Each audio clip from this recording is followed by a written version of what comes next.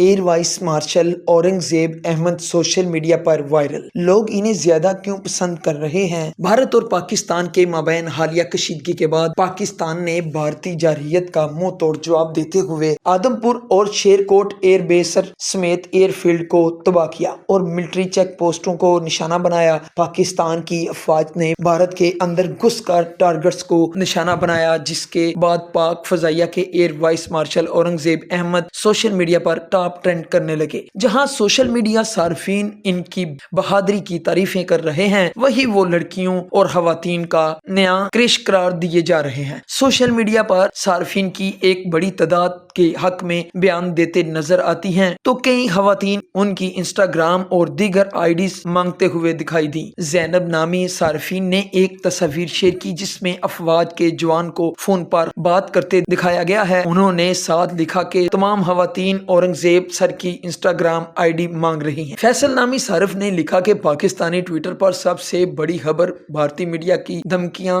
یا ان کی boring press conference نہیں، بلکہ پاک فضائیہ کے ایئر وائس مارشل اورنگزیب کا اپنی شادی کی انگوٹھی پہننا ہے۔ سعدیہ لکھتی ہیں کہ اورنگزیب انکل آپ ایسے ہی کچھ دنوں بعد لائیو آتے رہا کریں، ہماری صحت اچھی رہے گی۔ زینب نامی صارف نے ایئر وائس مارشل کی ایک تصویر شیئر کی جس میں ان کے ہاتھ میں انگوٹھی نظر آ رہی ہے۔ انہوں نے ساتھ کیپشن میں لکھا کہ اورنگزیب آج اگر تم شادی والی انگوٹھی نہ پہن کے گئے تو پھر دیکھنا، جس پر صارفین نے اسے میم آف دی ڈے قرار دیا۔ ایک ایکس صارف کا کہنا تھا کہ یہ یونیفارم میں پہلے سے زیادہ ہینڈسم لگتے ہیں۔ طیبہ نامی صارف نے لکھا کہ یہ اس وقت پاکستان میں سب سے زیادہ محبوب شخصیت۔ ایک صارف نے لڑکیوں کو مخاطب کرتے ہوئے لکھا کہ ان پر کیوں فدا ہو رہی ہیں، یہ آپ کے والد کی عمر کے ہیں۔ نرمین نے لکھا کہ air vice marshal Aurangzeb Ahmed Pakistani خاتون کا نیا کرش ہے۔ موسیٰ ورک نے مزاحیہ انداز میں لکھا کہ جیسے ہی اورنگزیب احمد کالج دیر سے آیا، باقی تمام طلباء کو وقت پر آنے پر جرمانہ کر دیا گیا۔ واضح رہے کہ air vice marshal Aurangzeb Ahmed نے بین الاقوامی میڈیا کو بتایا کہ پاک فضائیہ کے مقابلے 6-0 سے کامیابی ملی۔ بھارتی فضائیہ نے 4 مختلف سمتوں سے 60 جنگی طیارے، جن میں 16 رافیل بھی شامل تھے، پاکستانی حدود کی جانب روانہ کیے، جس کے بعد مزید طیارے بھیجے گئے اور مجموعی طور پر 72 بھارتی